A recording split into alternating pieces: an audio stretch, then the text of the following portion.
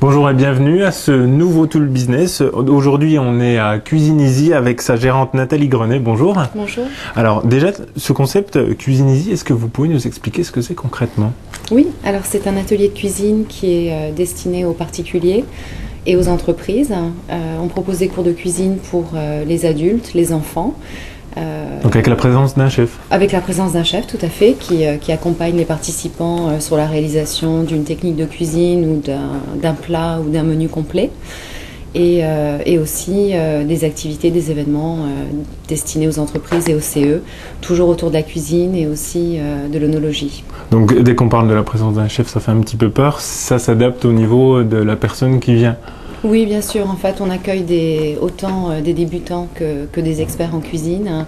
Les cours sont vraiment adaptés à tous les niveaux et le chef est là pour accompagner les gens et surtout pas pour leur faire peur, mais pour leur faire découvrir les plaisirs de la cuisine. Alors, des cours, on en parle justement là. Alors, il y a de 3 heures jusqu'au cours express de 30 minutes. Tout ça, ça va très vite maintenant. C'est un petit peu le défi actuel maintenant de cuisiner rapidement ou... Non, pas forcément. C'est vrai que le cours du midi qui dure une demi-heure, il est davantage destiné aux actifs qui ont 1 heure pour déjeuner entre midi et 2. Donc on leur propose une formule assez conviviale. En une demi-heure, ils préparent le plat, de temps en temps le dessert et ils le dégustent ensuite à la table d'hôte. Donc c'est vrai qu'il est rapide. Il faut 1 heure en tout à peu près. Il faut 1 heure avec la dégustation. On observe un timing assez serré.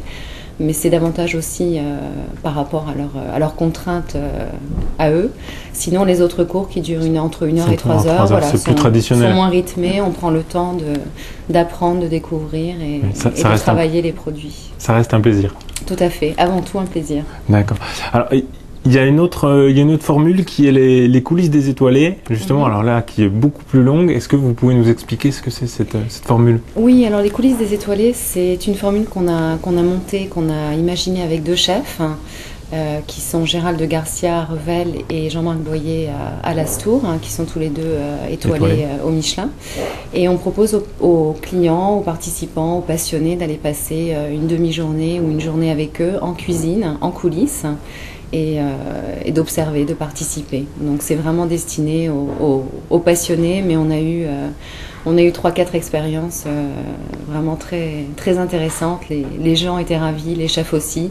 Ça permet de communiquer au sein d'une cuisine et de voir des choses qu'on n'a pas l'habitude de voir. C'est vraiment ma vie de cuisinier, c'est une immersion totale, quoi. Ouais, exactement. On les fait vraiment participer à la réalisation du service, la mise en place. Ils mangent sur le pouce avec l'équipe, donc c'est assez original. Et on sait que les gens qui l'ont fait ont été très contents. Alors, par rapport à ce concept-là, est-ce que ça change la vision du client, même cuisiner avec un cuisinier professionnel? Est-ce que ça change la vision du client ou tout simplement ses exigences quand il va au restaurant après? Je pense que ça dépend un petit peu des gens, un petit peu de leurs attentes. Il y en a pour qui ça démystifie un petit peu la cuisine, voire le métier de chef cuisinier. Pour d'autres, ça va davantage peut-être les bloquer. Ça fait découvrir des nouvelles choses. Ça dépend vraiment des attentes des gens. Mais finalement, on découvre quelque chose et on découvre un métier. Ouais, donc c'est très intéressant. Il y a des vocations en devenir? Ouais, surtout chez les petits. Après, il y a quelques vocations finalement où chez les adultes, on sent qu'ils auraient bien aimé se lancer dans ce métier. Mais bon, c'est quand même un métier difficile et compliqué. Donc, les soirées, les week-ends. Alors, on parlait des petits là justement. Quelle est la clientèle? Alors il y a les CE, les petits, enterrement de vie de célibataire aussi, j'ai vu des groupes. Alors comment ça? Pour les groupes en fait, toutes les occasions sont bonnes pour se retrouver. C'est un petit peu le concept de Cuisine Easy. C'est venez cuisiner pour une occasion ou pas. Donc les événements festifs pour les particuliers, ce sont les anniversaires, les enterrements de vie de célibataire. Donc ça très mouvementé. Souvent, très mouvementé, mais bon, ça se passe souvent forcément la période de mai à septembre et les gens sont avant tout là pour passer un bon moment ensemble, pour se retrouver. Donc là, les maîtres mots, c'est plaisir, convivialité. La cuisine, du coup, a moins d'importance, a une part moins importante que le moment passé ensemble. Tout à fait, ouais, c'est avant tout pour passer un bon moment. Ouais. Ouais, tout à fait. Alors, on parlait des enterrements de vie de garçon avec la période. Justement, la période, vous êtes le plus sollicité. Là, je pensais, il y a la Chandeleur, la Galette des Rois qui viennent de passer. Est-ce que pour ces événements, vous avez plus de monde ou finalement les gens restent chez eux Non, finalement, tous les événements ou toutes les fêtes tout au long de l'année sont moyens et prétextes pour nous pour proposer des cours spécifiques. Donc la Chandeleur, ça peut être Pâques, ça peut être la fête des mères, la Saint-Valentin, effectivement. Non, c'est vrai, ça draine un petit peu plus de monde. D'accord. Et les gens en profitent du coup pour découvrir des nouvelles techniques ou s'adapter un petit peu aux produits de saison. Et on essaye, nous, d'être au plus près de ces événements tout au long de l'année. Le pourcentage de clientèle, c'est quoi? C'est juste le comité d'entreprise, c'est plus les groupes? C'est à peu près 50% pour les particuliers, donc adultes et enfants, qui viennent en semaine, et ainsi que les groupes qui viennent le midi ou le soir pour des événements privés, et ensuite 50% entreprises et CE. D'accord. Alors, on parle du concept là, l'ordre de prix pour que les gens qui nous regardent sachent un petit peu. Ça démarre à 15 € pour le cours du midi avec dégustation sur place, donc la réalisation du plat et le plat et le dessert qui sont dégustés ensuite à la table d'hôte. Les cours enfants aussi qui durent 1h30 sont tarifés à 15 € et ensuite un cours moyen de 2 heures est aux alentours de 45-50 €.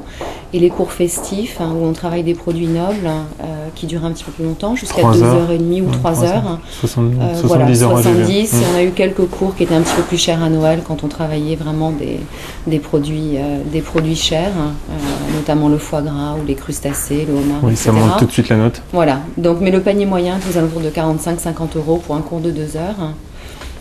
D'accord. Alors, avant cela, vous étiez dans une branche complètement différente. Ouais. Alors, responsable de communication pour des entreprises, Matra, Novell, axé sur l'international, donc avec des cours en plus à l'étranger. Ouais. Qu'est-ce qui vous a donné l'envie justement de créer ça? C'est de voir comment les anglophones mangeaient ou ça n'a rien à voir? Non, pas vraiment. En fait, j'étais beaucoup dans l'événementiel d'entreprise et le marketing. Donc, ça m'a donné l'occasion de voyager, d'avoir goûté à beaucoup de spécialités dans différents pays. J'adore la cuisine depuis toute petite. J'adore manger. Et c'est vrai qu'au niveau des entreprises, je trouvais que c'était une bonne formule pour réunir les gens.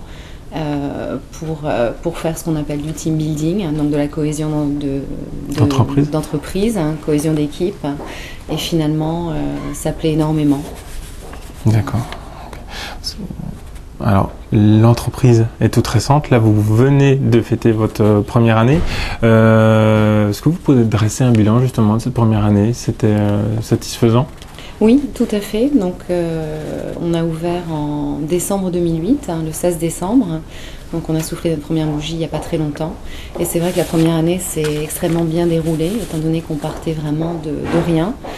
On a la chance que la cuisine ait le vent en poupe. C'est vrai qu'avec toutes les émissions culinaires, c'est très d'actualité. Le fait aussi qu'on parle beaucoup d'équilibre alimentaire, d'alimentation. Nous, on apporte aussi une dimension de plaisir à la cuisine. Donc, c'est vraiment quelque chose qu'on a travaillé chez Cuisine Easy. La partie plaisir, convivialité. Et puis la nourriture est une dernière chose finalement touchée par la crise, puisqu'on en a forcément besoin. Oui, mais c'est vrai que je pense que comme vous le savez, la psychose a gagné l'ensemble de la population. Et les loisirs en ont un petit peu souffert. Après, on n'a pas de référence par rapport à une année hors de crise, donc c'est vrai qu'on ne peut pas comparer, mais vraiment la première année est extrêmement satisfaisante. On a beaucoup de gens qui reviennent, on a des habitués qui viennent le midi. Très souvent, on a mis en place une carte de fidélité justement pour les inciter à revenir et pour les remercier de leur fidélité. Et on a beaucoup de personnes aussi qui en semaine viennent découvrir des nouvelles recettes, des nouvelles techniques. Oui, puis finalement, en cuisiner, on peut faire des économies, c'est toujours moins cher que d'acheter un plateau prêt. Oui, tout à fait. Bon, ça, c'est vraiment la base de la cuisine et de l'apprentissage, en fait. Ça commence par les courses et on se rend compte que tout ce qui est préparé d'avance, industriel, et plus cher, souvent plus calorique et moins bon pour la santé. Donc c'est vrai que la dimension équilibre alimentaire, elle est quand même très importante, et aussi au niveau des budgets. Par rapport au retour des clients, vous pensez qu'on prend plus le temps de cuisiner? Ça dépend. Ça dépend des clients. Je sais que les gens ont envie, mais le temps est quand même assez difficile à trouver. Mais on se rend compte quand même qu'on arrive à réaliser des choses vraiment très, très bonnes en un minimum de temps. Et c'est peut-être ça le plus important, c'est découvrir des assemblages de produits, des recettes simples, mais très gourmandes. Et ça, c'est quelque chose que les gens peuvent apprendre ici. Alors, les objectifs là pour Cuisine Easy, donc vous avez fêté la première bougie. Est-ce que dans les cartons, il est déjà question de franchise ou d'autres Cuisine Easy un petit peu plus loin? C'est dans la tête, ou là on se pose et on attend quelques années? C'est dans la tête, mais je pense que c'est encore un petit peu tôt.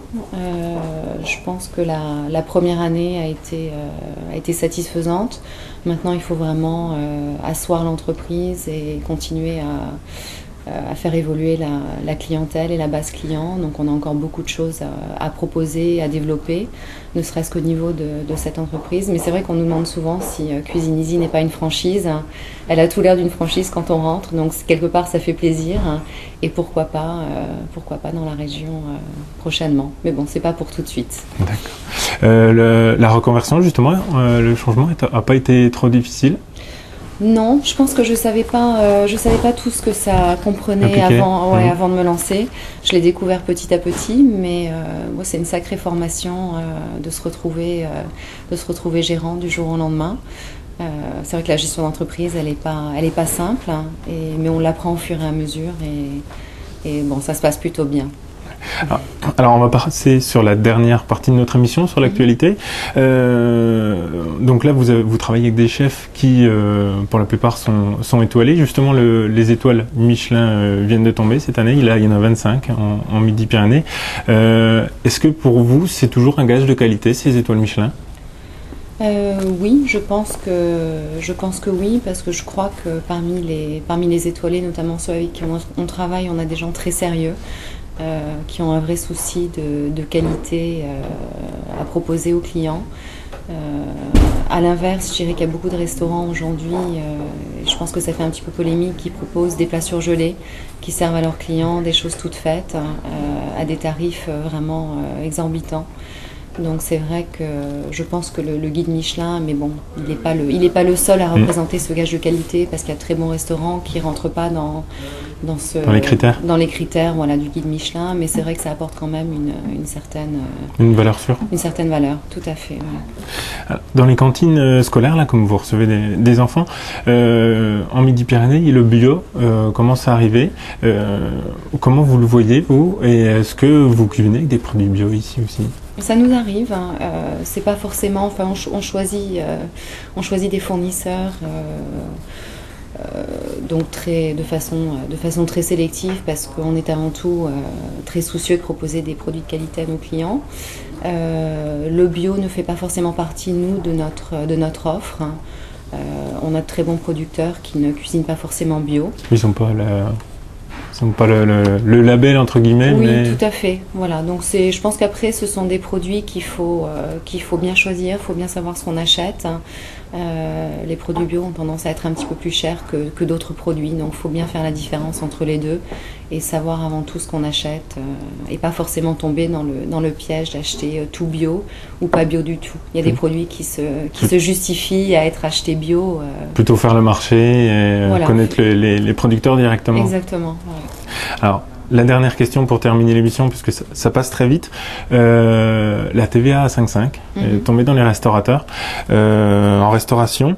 Les clients attendaient une baisse un peu plus conséquente. Alors, il y avait un volet embauche. Comment vos chefs se sont débrouillés avec cette réforme? Alors nous, c'est un petit peu particulier, on ne dépend pas de la restauration, on dépend de la branche enseignement. Alors on peut bénéficier d'une double répartition TVA 5,5, 19,6, mais on n'est pas vraiment impacté comme le sont les restaurants. Donc pour nous, c'est un petit peu plus dur de répartir ou de réimpacter nos coûts par rapport à ça. En revanche, on reste très agressif sur nos tarifs du midi à 15 €. Vous avez le court, le plat et le dessert sur place avec vraiment des produits de qualité. En revanche, bon, pour ce qui est de la restauration et vraiment répondre à votre question, certains ont joué le jeu, d'autres pas. Mais ça ne m'étonne pas que les clients soient un petit peu déçus parce que finalement les répercussions ont été... sont moins visibles que prévu. Ouais, sont moins visibles que prévu, ouais. Les chefs justement avec lesquels vous travaillez, Jean-Marc Boyer ou Gérald de Garcia, eux, c'était quoi, une bouffée d'air pur pour eux au niveau... Ouais, je pense que c'est surtout au niveau des embauches que ça leur a permis de faire appel à davantage de personnel, hein, et aussi de donner un petit peu plus parce que les heures sont vraiment très longues dans la restauration et les 35 heures ne sont pas vraiment appliquées dans ce secteur-là comme elles le sont dans le privé ou dans le public, hein. Donc ça permet aussi d'avoir des horaires plus raisonnables et des salariés plus heureux. Bon, on va terminer là-dessus. Nathalie Granet, je vous remercie en tout cas. Alors, on rappelle, pour ceux qui ont envie de cuisiner, ils peuvent apprendre chez Cuisine Easy, ici à Toulouse. Moi, pour ma part, je vous donne rendez-vous la semaine prochaine pour un prochain Talk Business. Au revoir.